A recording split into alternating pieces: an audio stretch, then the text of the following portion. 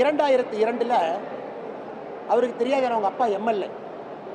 அவங்க அப்பா எம்எல்ஏ கோட்டாவை பயன்படுத்தி சீட்டு வாங்கி கொடுக்குறாரு கல்லூரியில் படிக்க சொல்லி இவருக்கு. அதிமுகவினுடைய வேட்பாளருடைய தந்தை வாரிசு அரசியல் எம்எல்ஏவா இருக்கார் கோவிந்தராஜ். கோட்டாவை பயன்படுத்தி கோட்டா அரசியல் அவர் வந்திருக்கார். 2002 முதலாக கோயம்புத்தூருக்கு வர்றேன். பேண்ட் போட்டுக்கிட்டு எங்கள் அப்பா வேட்டி கட்டிக்கிட்டு கிராமத்திலிருந்து 2 தகர டப்பாவை எடுத்துக்கிட்டு 3 பேருந்து மாறி 2002 கோயம்புத்தூருக்குள்ள வர்றேன். எத்தனை நாளைக்கு முன்னாடினா 22 ஆண்டுகளுக்கு முன்பு. அன்னைக்கு எனக்கு வயசு 16 வயசு 17 வயசு. காந்திபுரம் பஸ் ஸ்டாண்டில் ஒரு டவுன் பஸ்ஸை பிடிச்சி 2 தகர பெட்டியோடு பீலமேட்டில் போய் இறங்குறேன். நான் சொல்கிறது 2002. பீலமேட்டில் பிஎஸ்ஜி பொறியியல் கல்லூரிக்கு முன்னாடி நானும் என்னுடைய தந்தையும் 2 தகரப்பெட்டியை வைத்துக்கொண்டு எங்கள் அப்பாட்ட கேட்குறேன், அப்பா இந்த ஊர் நமக்கு செட் ஆகுமா? நாமெல்லாம் கிராமத்துலேருந்து வந்திருக்கோம், மொத்தம் 40 வீடு, 3 பஸ்ஸு மாதிரி கோயம்புத்தூர் வந்திருக்கோம், பெரிய நகரம் இது, இந்த ஊர் நமக்கு செட் ஆகுமா?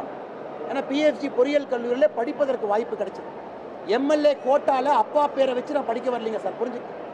தனி மனிதனாக உழைத்து இந்த மண்ணில் நீங்கள்லாம் எப்படி உழைத்து தனி மனிதனாக இருக்கின்றீர்களோ அதே போல தகரப்பெட்டி 2 பெட்டியோடு கோயம்புத்தூருக்கு வந்த 2002. 5 ஆண்டுகள் பிஎஸ்ஜி பொறியியல் கல்லூரியில் 5 ஆண்டுகள் படித்திருக்கின்றேன். என்னுடைய மனைவி அதே கல்லூரியில் படித்தாங்க. நான் படித்த அதே பிஎஸ்ஜி கல்லூரியில் என்னுடைய மனைவி 1 ஆண்டு காலம் எனக்கு ஜூனியராக படித்தாங்க. நாங்கள் இருவரும் மனம் புரிந்து கோயம்புத்தூரில் வாழ்ந்து கொண்டிருக்கிறோம். அதனால் நீங்கள் ஒரு விஷயத்தை புரிஞ்சுக்கணும், கோட்டா சிஸ்டத்தில் இந்த அண்ணாமலை வரல, கோட்டா சிஸ்டத்தில் வானதி வரல, வானதி அக்கா வரல நினச்சிக்கிறோம். கோட்டா சிஸ்டத்தில் மோடி அவர்கள் வரல, கோட்டா சிஸ்டத்தில் இங்கே யாரும் வரல. கோயம்புத்தூர் மண்ணினுடைய தன்மையாக இங்கே நின்று கொண்டிருக்கின்றோம். நான் அவர் எப்படி பார்க்குதுன்றதை விட அவர் என்ன மனநிலையை வெளிப்படுத்துறான்றது நமக்கு தெரியப்படுது. எல்லாருக்குமே தெரியும், இங்க தமிழ்நாட்டில் பேக்வர்ட் கிளாஸ்க்கு 1960களில் இருந்தே நம்ம கோட்டா சிஸ்டம் உருவாக்கணும். அதுல வந்தவங்க தான் பல பேர், இன்னைக்கு இருக்கிறவங்கள பல பேர் அதுல வந்தவங்க தான்.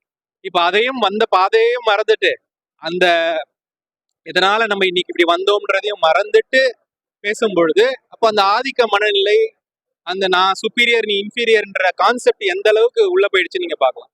இன்னைக்கே நீங்க பாத்தீங்கன்னா பல அடித்தட்டு மக்கள்ல இருக்கிற பல பேர் கூட இந்த சித்தாந்தத்தில் கொஞ்சம் அப்படி இன்ஃப்ளூயன்ஸ் ஆனாங்கன்னா அவங்களும் சொல்லுவாங்க, எங்களுக்கு இதெல்லாம் வேண்டாம், நாங்க உயர்ந்த ஜாதி, நாங்க ஜாதி பெருமை, எங்க ஆண்ட பரம்பரை, இது எல்லாமே அங்க அந்த நிலைப்பாடுல அந்த மென்டாலிட்டில இருந்து வர தாட் ப்ராசஸ் தான். அது அவருடைய தாட் ப்ராசஸை பிரதிபலிக்குது. அவ்வளவுதான். செய்திகளை உடனுக்குடன் தெரிந்து கொள்ள உடனே சப்ஸ்கிரைப் பண்ணுங்க.